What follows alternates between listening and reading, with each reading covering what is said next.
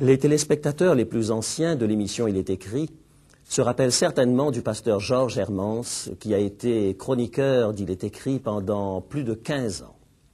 Bien des téléspectateurs nous écrivent ou nous téléphonent pour nous demander de ses nouvelles.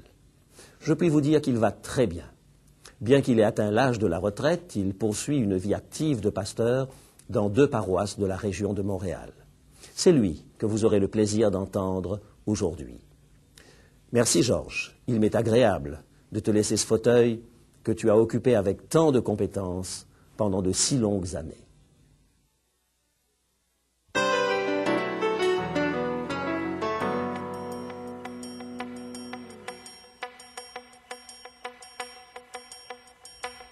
Les mots signifient des choses différentes selon les personnes. Et certains mots semblent vraiment très malléables. On peut les étirer ou les restreindre pour leur faire signifier n'importe quoi.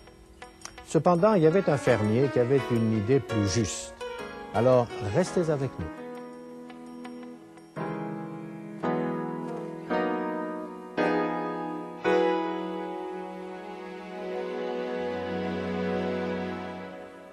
Il est écrit.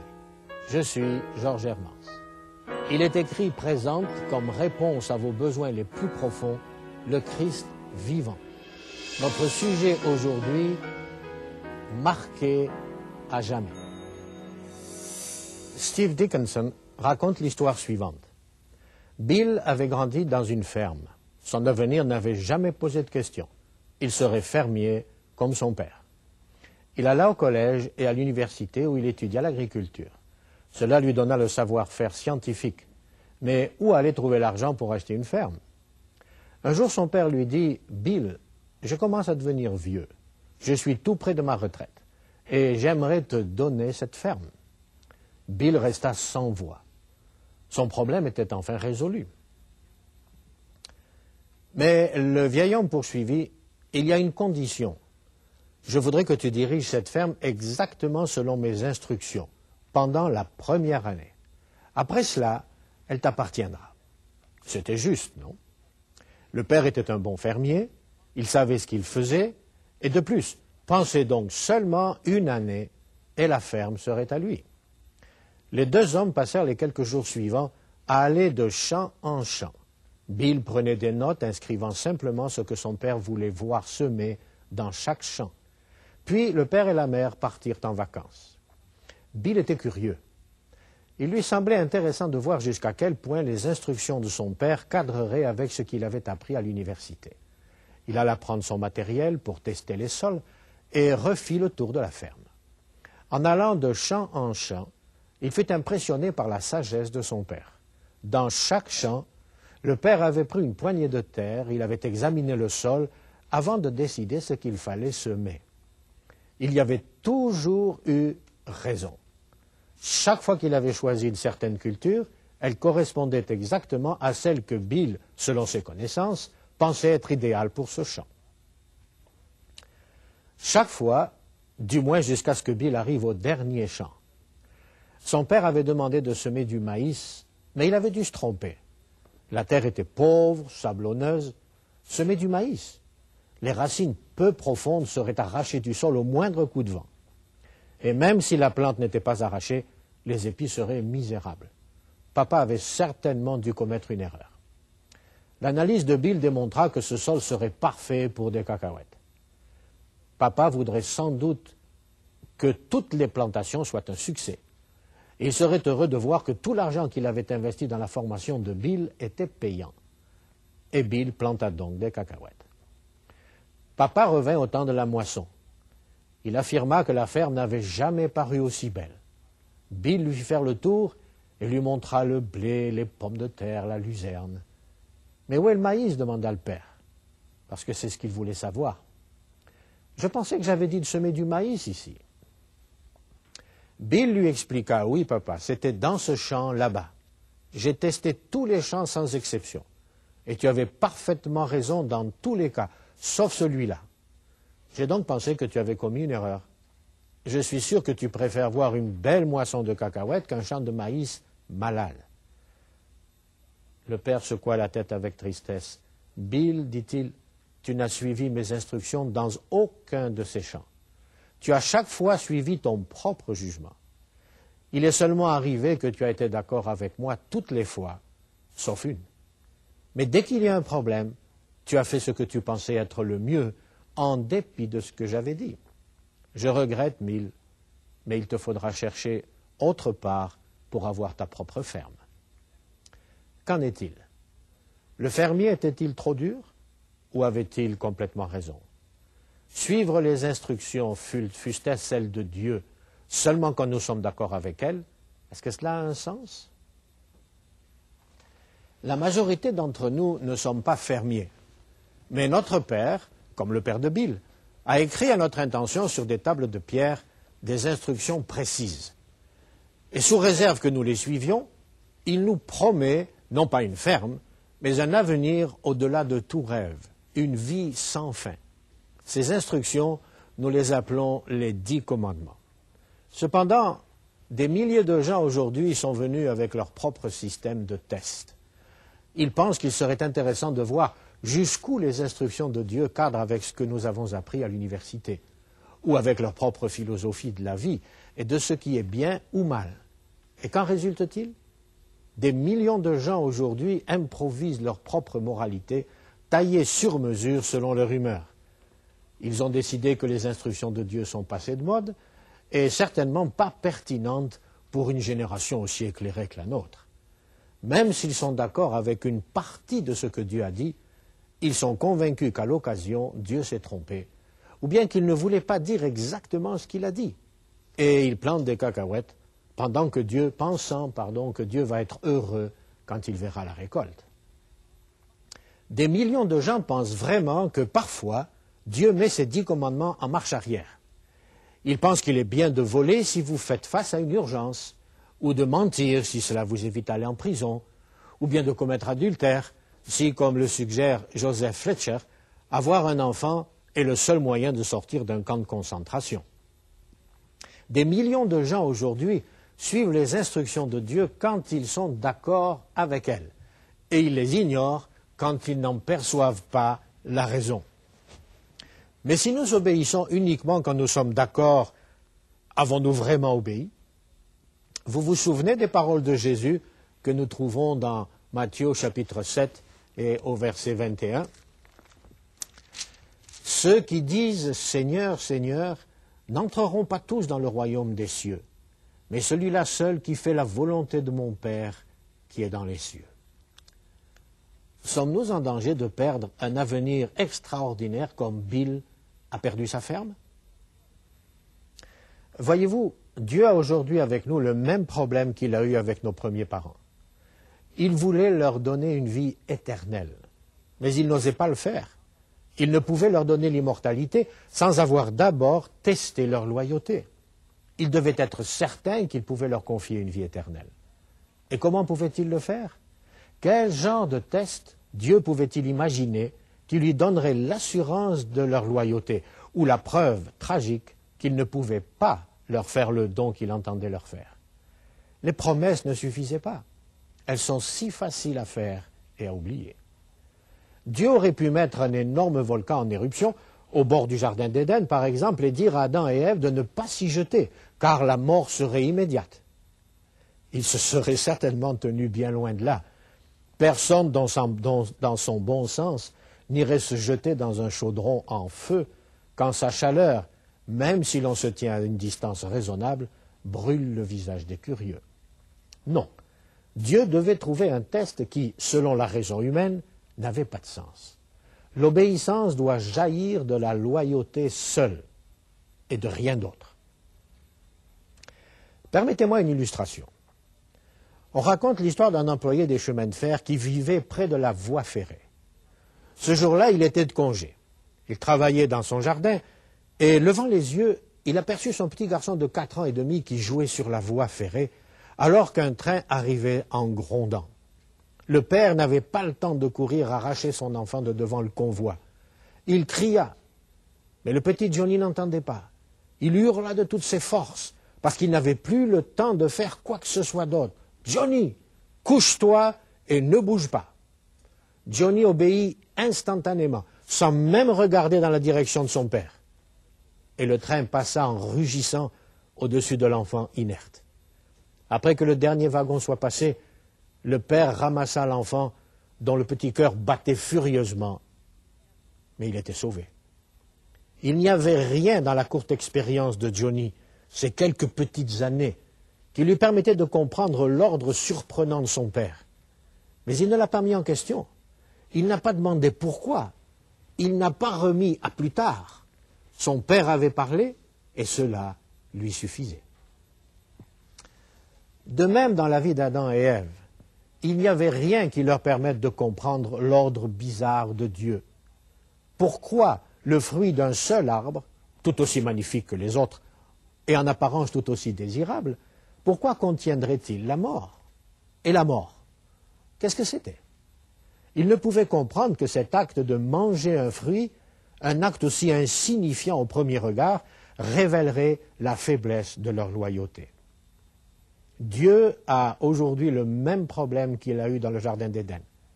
Des millions de personnes professent lui être loyales, mais on ne peut faire confiance à toutes et leur confier la vie éternelle. Comment leur loyauté peut-elle être testée, sinon par un commandement qui n'a pas de sens pour l'esprit humain? Je crois que nous sommes prêts maintenant à nous tourner vers le livre de l'Apocalypse. Voulez-vous prendre vos Bibles et les ouvrir au chapitre 13?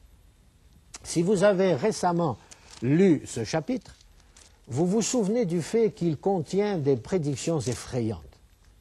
Nous trouvons une bête représentant un royaume, une nation, une puissance, et dans ce cas, c'est de toute évidence une coalition entre les forces religieuses et politiques.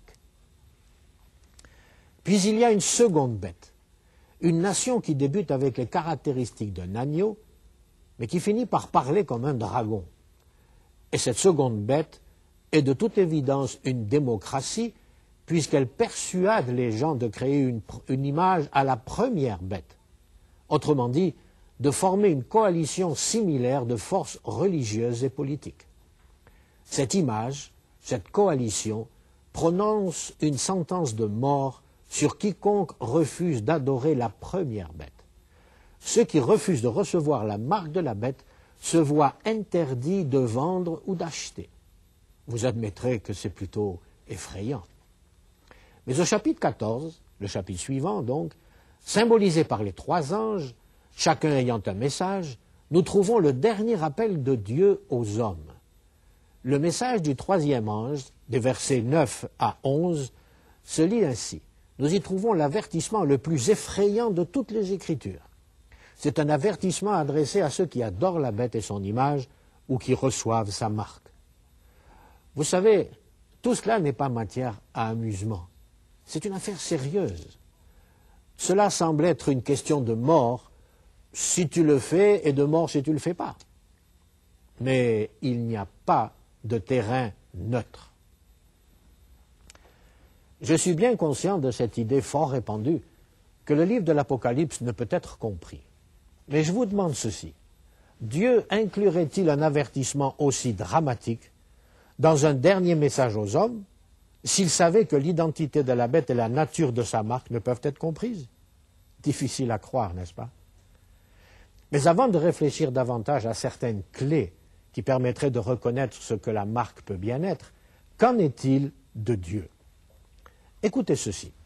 Apocalypse au chapitre 7, les versets 1 à 3.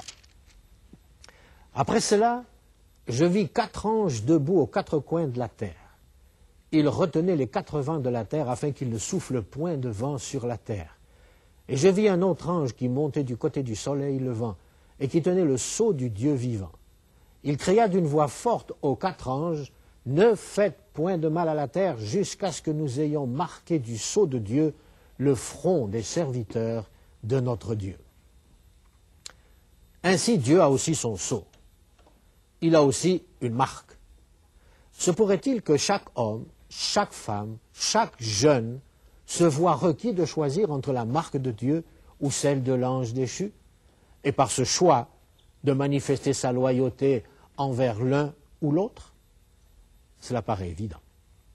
Quelle pourrait être la marque de Dieu? quel test Dieu peut-il présenter à ceux qui disent être son peuple et qui puisse révéler une fois pour toutes qui peut être en toute sécurité introduit dans le ciel et qui ne l'est pas? À qui il peut faire confiance en leur mettant la vie éternelle et à qui il ne peut pas le faire? Ce sera certainement quelque chose qui ne repose pas sur la raison humaine, quelque chose qui semble ne pas avoir un sens, un commandement auquel son peuple fidèle obéira simplement parce que Dieu l'a dit. Comme le petit Johnny sur la voie ferrée. Obéir sans demander pourquoi. Voilà le genre de test qu'il faut chercher. Dieu a-t-il donné un commandement de ce genre?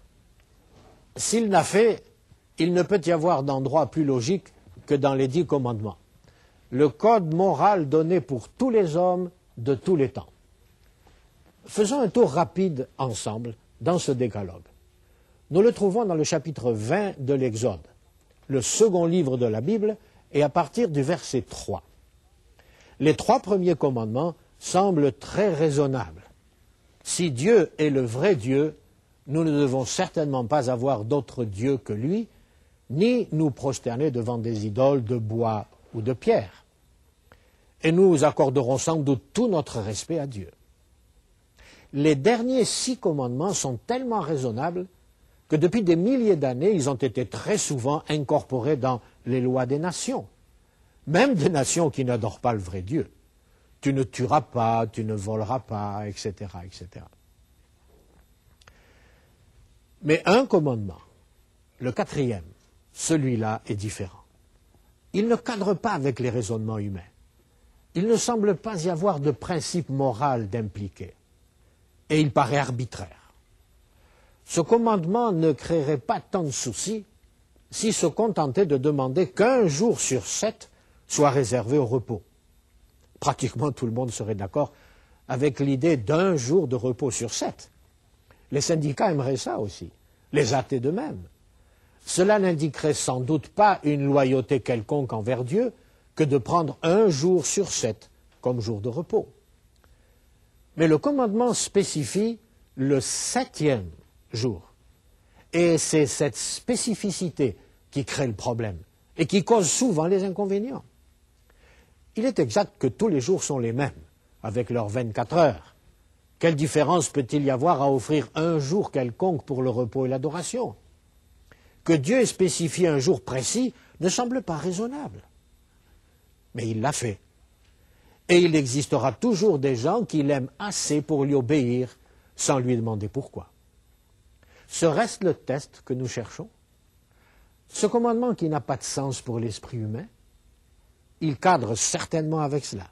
Dieu, sans raison apparente, a mis un arbre au centre du jardin d'Éden et a déclaré inabordable pour nos premiers parents. C'était sa façon de tester leur loyauté. Se pourrait-il que Dieu ait placé au centre de sa loi un commandement qui ne cadre pas facilement avec la raison humaine et que dans ces derniers temps, il l'utilise pour mesurer la loyauté de chaque homme, de chaque femme, de chaque enfant qui font profession de l'adorer? Oui, le commandement du sabbat est unique parmi les 10. Il n'y a aucune controverse à propos des 9 autres. Tout bon citoyen, chrétien ou pas, suivra ces derniers 9 commandements. Mais un homme, quel qu'il soit, qu'il aille régulièrement à l'église ou pas, qu'il soit généreux ou pas dans ses offrandes, ou que son caractère soit sans faille ou pas, un homme obéit-il vraiment à Dieu s'il n'obéit que lorsqu'il comprend pourquoi, quand il peut discerner une raison, quand il est d'accord avec Dieu, quand un commandement lui semble sensé? Non, il n'obéit pas vraiment. Comme le fils du fermier, il suit en fait son propre raisonnement en tout temps. Maintenant, je sais que l'identité du jour de repos peut sembler être une affaire négligeable. Il doit certainement y avoir des enjeux plus importants que cela. Mais nous ne pouvons pas toujours choisir nos défis. Le pompier ne peut pas choisir le site des incendies qu'il combat. Le soldat ne peut pas choisir où il ira combattre. La leçon des Falklands pour les Britanniques fut la suivante. Les batailles ne seront pas toujours livrées là où il semble qu'elles le devraient. Le livre de l'Apocalypse nous dit que Satan est en colère contre le peuple qui persiste à garder les commandements de Dieu. Cela se trouve dans Apocalypse chapitre 12 et au verset 17.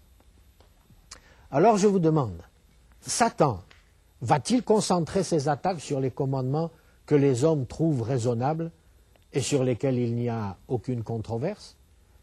Ou va-t-il s'en prendre sur le commandement qui ne cadre pas avec la raison humaine, celui qui repose uniquement sur l'autorité de Dieu? Commencez-vous à comprendre ce que le sceau de Dieu peut être, et donc ce qu'est la marque de la bête? Si Dieu utilise le sabbat comme commandement, comme test de loyauté, et si l'observation fidèle de ce commandement scelle un homme devant suivre la voie de Dieu à jamais, quelle peut alors être la marque du camp opposé? Un sabbat substitut introduit dans l'Église chrétienne au cours du Moyen Âge, alors que les Écritures n'étaient pas disponibles pour le peuple. Un jour de repos reposant non pas sur l'autorité divine, mais sur une autorité humaine. Y aurait-il quelque chose de plus logique? La controverse, voyez-vous, n'est pas du tout sur une journée. C'est une question d'autorité. Quelle autorité allez-vous accepter? Allez-vous accepter l'autorité de Dieu ou celle des hommes? L'important n'est pas une question de trivialité ou pas. Si Dieu devait vous dire « allez vous mettre au coin » et que Satan vous disait « n'allez pas vous mettre au coin », cela paraîtrait absolument ridicule. Mais l'ordre auquel vous obéirez, lui, fera une immense différence parce qu'il indiquera auquel des deux chefs vous avez accordé votre loyauté. Personne ne porte la marque de la bête aujourd'hui. Dieu ne permettra pas que quiconque reçoive cette marque avant que les enjeux aient été clairement indiqués à tous et qu'ils savent ce qu'ils font. Mais quand l'enjeu sera bien compris et que chaque individu saura exactement la nature finale et critique de la décision qu'il va prendre, alors, s'il choisit délibérément d'obéir à un commandement humain plutôt qu'à celui de Dieu, s'il plie devant la coercition et choisit la voie de la facilité quand la route devient difficile, il se sera marqué lui-même par sa propre action comme n'étant plus un serviteur loyal de son Dieu. La marque sera inscrite sur son front s'il croit à la propagande de Satan, sur sa main s'il sait que c'est faux, mais qu'il le suit quand même parce qu'il ne peut accepter la pression et le ridicule de la foule. La marque sera invisible aux hommes, mais les anges la verront, et ils sauront où va sa loyauté. Qu'en est-il de la marque de Dieu? Même maintenant, notre attitude envers les commandements de Dieu peut décider de notre destin éternel. Mais en ce moment, elle n'est pas encore devenue le test absolu de notre loyauté, ce test qu'elle sera dans les jours à venir. Il y a encore beaucoup trop de gens extérieurement fidèles aux commandements de Dieu, y compris le sabbat, dont l'engagement ne compte que pour les jours de beau temps. Quand les prédictions d'Apocalypse 13 deviendront une réalité, quand obéir à Dieu ne sera plus un avantage, ceux qui tiennent superficiellement lâcheront tout. Ceux qui gardent la foi, même quand c'est une question de vie ou de mort, en donnent à Dieu la preuve qu'ils sont dignes de sa confiance et qu'il peut leur confier la vie éternelle. La marque de Dieu sera sur leur front. La marque de Dieu n'est jamais apposée sur la main, car Dieu n'accepte que l'adoration qui vient du cœur et de l'esprit. Satan, au contraire, ne se soucie pas d'où vient l'adoration. S'il ne peut l'obtenir par un libre choix, il l'acceptera avec joie si elle vient de la force. La marque de Dieu est la marque de Satan. D'une part, un commandement qui repose uniquement sur l'autorité de Dieu. D'autre part, un commandement qui repose uniquement sur l'autorité des hommes. Voilà le choix qui vient très rapidement vers nous. Avons-nous fabriqué un tissu de suppositions? Y a-t-il réellement eu une tentative de changer la loi de Dieu? Le défi lancé à l'autorité de Dieu est-il prêt de jaillir à la lumière et d'exploser comme une boule de feu? Oui. Le prophète Daniel l'avait prédit. Paul dit qu'il viendra. L'Apocalypse le met en lumière. et la puissance représentée par la bête d'Apocalypse 13 s'en vient. Et elle dit en substance, oui, nous l'avons fait. Et nous en sommes fiers. Nous regardons cela comme la marque de notre autorité. Au cours de cette demi-heure, nous n'avons pu que écrémer ce sujet vital.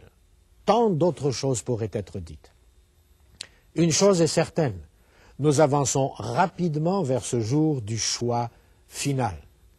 Et nous nous préparons pour ce jour par les petites décisions, les choix en apparence insignifiants que nous faisons en cours de route. Si dans ces situations peu importantes, nous choisissons habituellement la voie de la facilité, le chemin le plus populaire, il nous sera tout naturel, au moment de la crise, de faire la même chose, suivre la foule. Nous serons surpris quand nous verrons qui est fort et qui est faible. Certains que nous pensions solides s'avéreront misérablement faibles. Et certains que nous considérions comme faibles montreront d'un courage invincible et seront à tout jamais marqués comme étant les enfants de Dieu. Alors, qu'en sera-t-il pour vous? Prions. Notre Seigneur bien-aimé, des paroles et des idées graves ont été présentées aujourd'hui. Il est évident que le christianisme et ses demandes s'enfoncent profondément en nous et exigent une loyauté que certains chrétiens, quelque sincères qu'ils soient, n'ont jamais imaginée. Vivre ou mourir, survivre ou périr. Nous voulons être fidèles au Seigneur Jésus-Christ, et c'est en son nom que nous te prions. Amen.